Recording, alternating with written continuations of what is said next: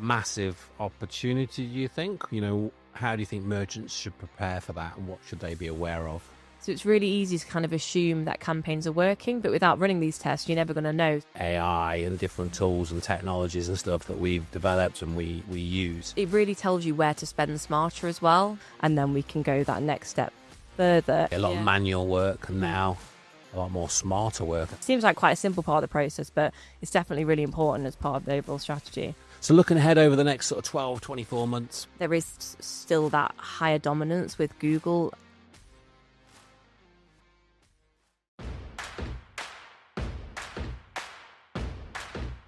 Hi there, I'm Richard Hill, the host of eComOne. Welcome to a brand new episode. Today we're diving into the world of performance marketing with Alex Stephens, head of performance at my agency, eComOne. She's been running paid channels and turning content and merchandising know-how into scalable ad performance for over 8 years. Alex shares with us how to think about budget, attribution, and measuring real impact, not vanity metrics. We cover creative testing frameworks that actually move the needle, how to judge winners beyond clicks and likes, and Alex's down-to-earth methodology to ensure we're tracking POAS, profit, and not just selling products without strong profits. So if you want real, tactical, creative, and testing approaches that minimize waste and maximize learning, this episode is absolutely for you. If you enjoyed this episode, hit the subscribe or follow button so you don't miss the next one. Now, over to Alex. Well, here we are. Thanks for joining me on the eComOne podcast. Welcome. How are you doing? Thank you. Yeah, I'm good. Thank you. How are you? Very good. Very good. It feels a bit weird. Yeah. Me and Alex pretty much sit opposite each other most days, or within a few feet of each other for the last year or so. Right, Alex, before we get into all things ads and what's happening in the world of ads, I think it'd be great for you to introduce yourself to our listeners and how you got into the world of e-commerce and performance marketing. Great. Yeah, thank you. I'm Alex, as Richard said, head of performance at eComOne. So I manage the paid advertising side of the business. And I actually got into e-commerce. So straight out of uni, I got a job at a jewellery company and I actually did a fashion degree at Nottingham Trent University.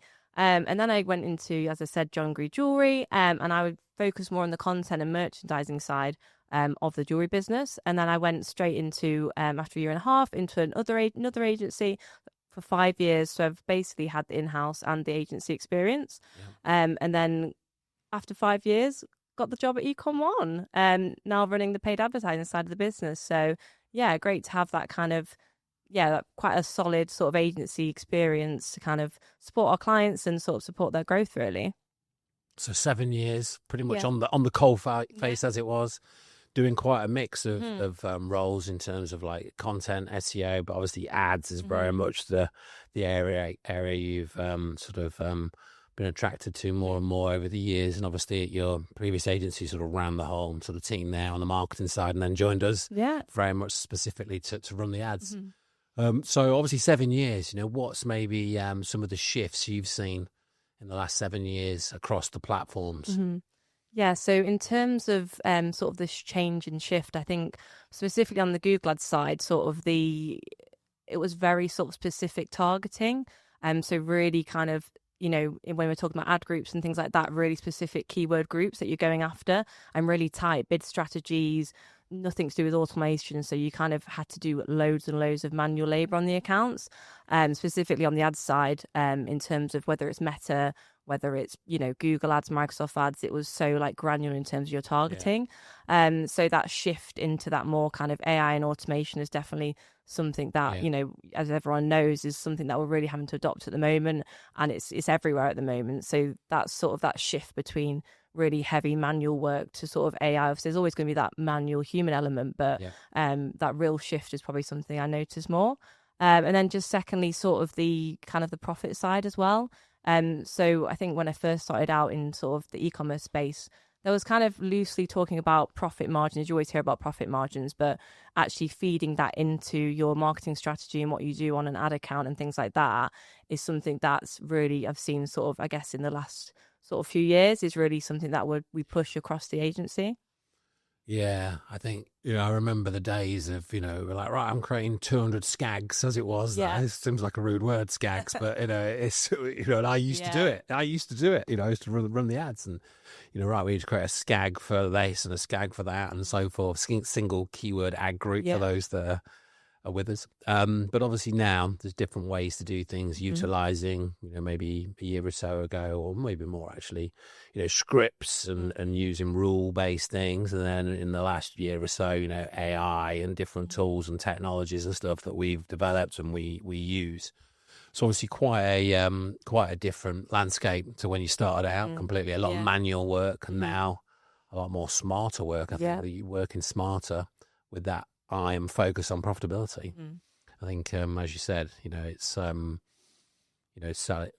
working on ROAS gives you, a return on ad spend. I mean, you might, I think, I remember it rings in my ear that, you speak to a client, what return on ad spend do you need? And they're like, what return on what do I need? They're not sure of the terminology, but when you start talking about the reality of making money in a business, that's usually the language of business is to turn a profit. So if if they understand their costs and cost price, and most senior leaders in an organization will know their costs, or the owners obviously will, but the marketing leaders will know their costs and they can understand why this is our cost and this is our margin, this is our profit, and then having those conversations. You find yourselves having more and more conversations now on profitability and profits. Yeah, definitely. I think ROAS has become slightly, obviously you still talk about ROAS, but it's slightly become a bit more of a vanity metric because you don't actually know the actual details of what actual profit that product is making for the client. So we utilize that, we really get that data from the client in terms of what's your profit margins for your product, a certain category of products. It might be as granular as each product, not typically just because of the scale of the SKUs we're kind of working with. We work with clients that are sort of handling 500,000 SKUs sort of just in one business and more across multiple countries. So to be able to be that granular with the profit margins per product would be impossible. So it's usually handled on a category basis. So profit margin per category, or there might be an average profit margin. And then we then can feed that data into the feeds. So utilizing custom labels in the feeds, as well as the cost of goods data as well, to really hone in on that data so we can pull it into our data. And Google does, the more data, the better in terms of feeding into Google Ads. And then we can go that next step further and sort of look at giving varying ROAS targets per campaign, depending on the profit margins. So kind of, even segmenting out really low value items as well, because they're just not going to make they're not going to move the needle in terms of that profit for a client. So we really look at that granular detail, as well as really getting to grips with that, the way the business works, visiting their warehouse, visiting, their complete business setup to kind of get to grips with how their business works and how that whole profitability piece feeds into the business. So would you say it's pretty vital then to have a good dialogue with the client or the brand from the outset? I think quite a lot of people make the mistake of, right, we've got access to the account, leave it with us. Well, hang on, you need to understand the business, the profitability. Yeah, definitely.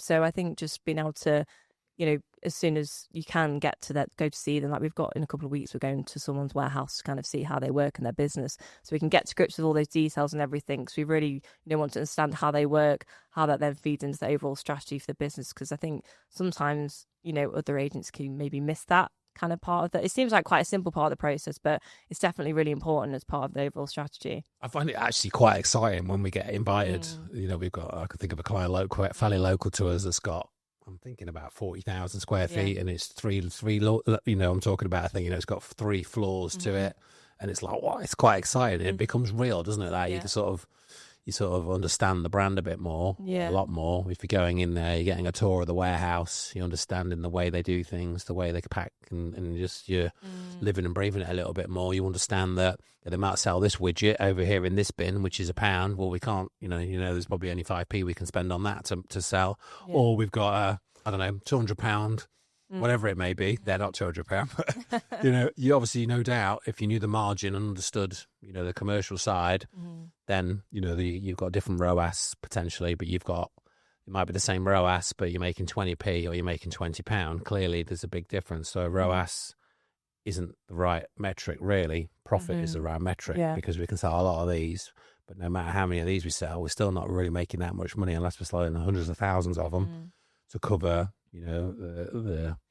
depending on what profit numbers they're giving us, Yeah. cost numbers they're giving us, there's obviously the cost of sale, the Mm. cost of the agency, the marketing, and so forth. Yeah. So, yeah, it's nice to get in there, isn't it? Yeah, And have definitely, yeah. a look round. Mhm. So, let's say for the people that are listening in, then and obviously your background is working in multi-channel, obviously more so in performance, but looking at the SEO side and the email side.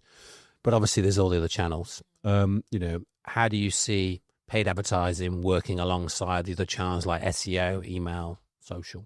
So this is something we actually do really well as an agency because we have those dedicated specialists in each area. So we've got an SEO team, we've got my team on the performance side, so the paid advertising side. We've got the email marketing team. We've got all of those joined up departments that really talk together and work hand in hand. And so something which we're able to do, particularly when we work on multiple services for a client, we're able to really utilize all of that data and make informed decisions for a client strategy. So something which we've been doing a lot more of recently is kind of between the SEO and PPC side is, for example, looking at where a client might rank on page 2 for keywords and then utilizing those to bid on those and kind of boost them up and give them more, priority, allow them, get more clicks, get more focus within Google search results. And it's quite, it's really valuable to kind of do that until we reach a point where we've got those SEO keywords performing better on page 1. And with PPC, obviously, you get, slightly more instant results, whereas obviously SEO is that more long-term gain. We're able to really tap into that easily. I think some scenarios we've been in is where we're not handling, the SEO and we get to a PPC account, a Google Ads account, and, they're putting loads of budget into brand and they're just, having that vanity ROAS because they're putting loads of money into brand when they don't need to. Because obviously, or the SEO, the organic side really does bolster that and get, the sales should come through to that.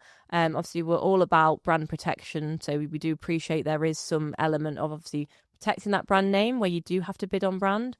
For example, if competitors are bidding on your brand name, etc. So there is a place for that. But being able to handle both the SEO and PPC side as an agency for a client really helps us to, solve those kind of areas and not just, have that oversight of not being able to see how much is being, put into brand if we're not handling that, both of those channels for the client. We also utilize things for email marketing, for example, looking at, SEO, PPC, what's performing well there that we can push for focuses in email marketing campaigns. And we often do, as an agency, have, combined strategy sessions internally so we can talk about these things and really line up the strategy.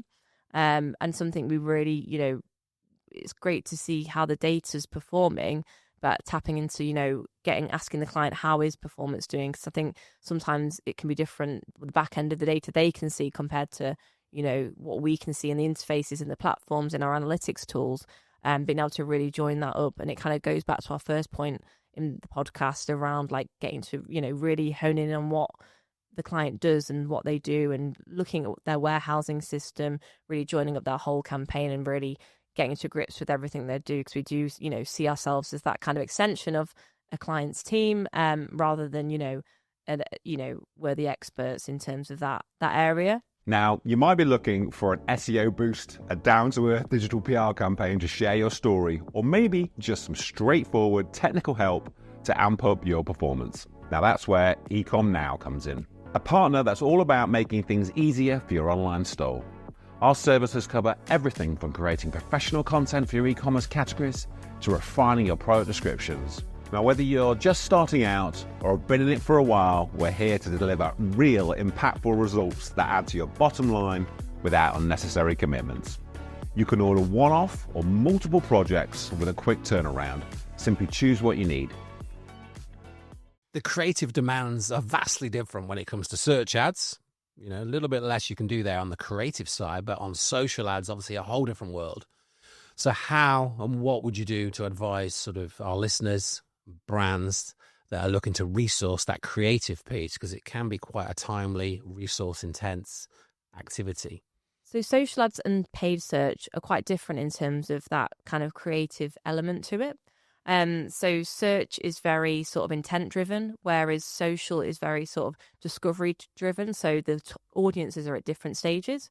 So we kind of focus on that in our strategy in terms of that messaging.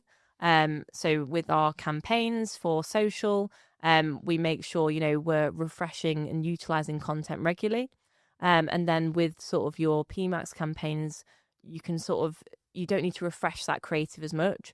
It is good to do it, but I think with meta ads, for example, and social ads, you're kind of injecting creative quite regularly because it's, you've got to capture that user's audience. And with search ads, they've got a real high intent to find what they're looking for. So, your messaging and your creative copy in your search ads, for example, needs to be very driven to what a user is looking for, strong call to action, etc. So you still need that. There's still a place for that on the meta platform, on the social ads platform, but you're really trying to capture people at that discovery phase. So you need to capture their eye when they're sort of scrolling through their feed on the meta, on meta and things like that. So there is that kind of split between the two in terms of what different phases the audiences are at.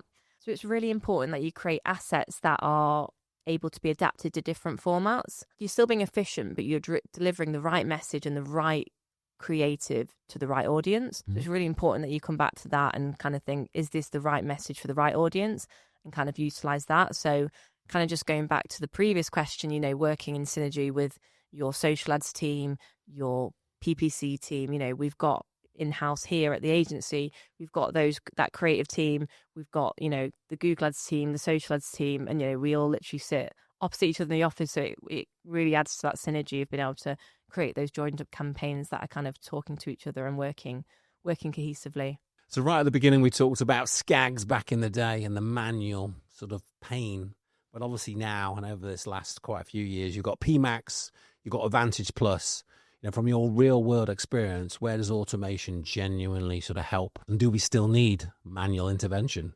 So from my experience, automation is really great for scaling and being more efficient. So it's really great when you've got a large SKU count, a large catalogue you're dealing with, and being able to utilize the automation in terms of your automated bidding strategies, etc. Obviously, that's something there's no shying away from, because that is part of Google ads these days. Something else that it's really great for automation is for complex bidding decisions. So allowing Google to optimize and work out what's performing well, and it can obviously do all that learning a lot quicker than any human could. So that's why we utilize it in that sense.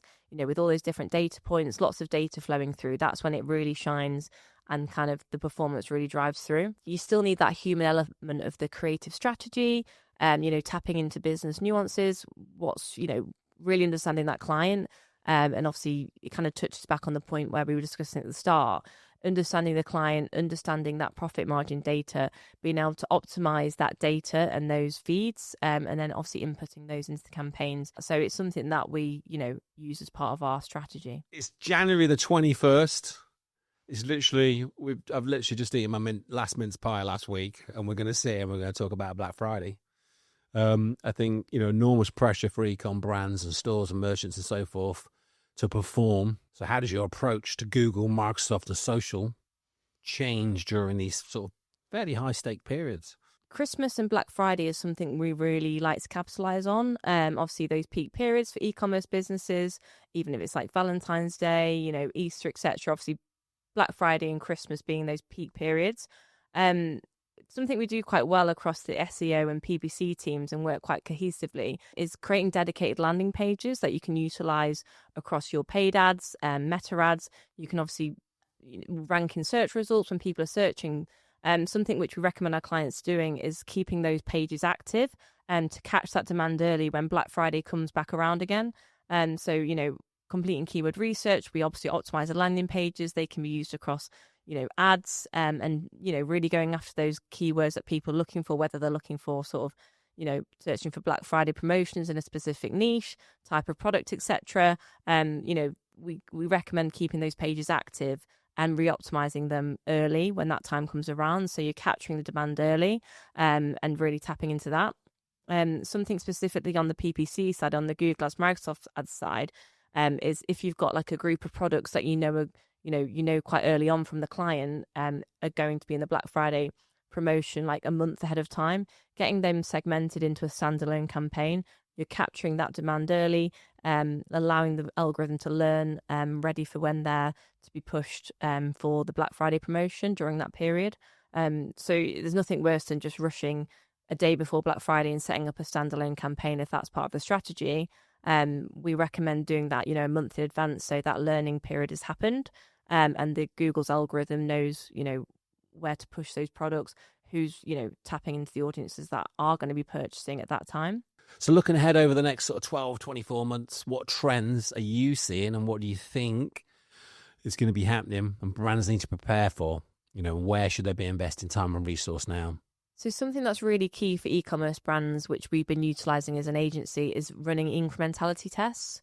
So, on the face of it, it might look like your campaigns are performing really well. There's nothing to worry about there, but there might be some testing that needs to be done in terms of holdout tests. So, not showing ads to a certain location to kind of see how they, is it necessary to push that location because it's just not performing, and just seeing how you can be more efficient with your spend. So it's really easy to kind of assume that campaigns are working, but without running these tests, you're never going to know. So we do recommend running these tests, and it's something that we're doing a lot with our clients at the moment. It really tells you where to spend smarter as well. You could run these incrementality tests on Google Ads, for example, and find that you don't need to spend, as much as you are spending on that platform, and that money could be spent actually, for agency fees, for managing TikTok, for that advertising spend, so you can actually scale your business faster. So I think it's really important to do that, and it's something we're having conversations with our clients to kind of utilize and push, because I think it's just something that's necessary in 2026. So we've covered a lot, and I feel like we're nearly there, but we can't really do an episode about ads, and obviously Google, etc., without touching on sort of the ads that are coming. I think the LLMs, ChatGPT announced literally like a week ago, the ads are coming, and they are almost probably there now by the time people are listening to this. Ads on LLMs, ads on ChatGPT, no doubt Claude, Gemini, massive opportunity, do you think? How do you think merchants should prepare for that, and what should they be aware of? So I'm really excited about ads, coming to ChatGPT, as Richard mentioned. In a few weeks, it'll be rolled out to the US, and then I imagine not too long before it rolls out to the UK. With the ChatGPT side of it, it's really, it's really important to be part of that natural conversation. With the ChatGPT search compared to Google, it's a bit more conversational. So it's thinking about how you can naturally appear in those results with your content, with your ads, etc. I think there's still, in terms of that intent with buying, I think I saw something on LinkedIn the other day which was kind of saying about that split between purchase intent on Google Ads and purchase intent on ChatGPT. There is still that higher dominance with Google Ads being higher search intent, higher buying demand, etc., compared to ChatGPT. So I think that's still going to be prominent. But as ads develop in ChatGPT, as the platform develops, there's definitely going to be a place for it. It's been great having you on the show, and I think it's very, very timely with what's happening in the industry. So thank you so much for coming on the show. I like to end every episode with a book recommendation. Do you have a book to recommend to our listeners? So it's not on AI. It's to do with mindset. So it's called Good Vibes, Good Life by Vex King. Oh. And it's not about generating revenue. It's not directly related to, really directly to business, but you can apply a lot of the principles to business and working in an agency, and sort of business people in general really will find it quite insightful. So yeah. Brilliant. We'll hook that up in the show notes. Thank you very much. For those that want to find out more about what you do and the agency and what we do in the performance side, what's the best way to reach out to you? Yeah, so I'm on LinkedIn. I'm posting quite regularly at the moment. So yeah, find me on LinkedIn, message me if you've got any questions, you want to start a conversation. That's the best place to get me. Brilliant. Well, thanks, Alex. Thanks for coming on the show.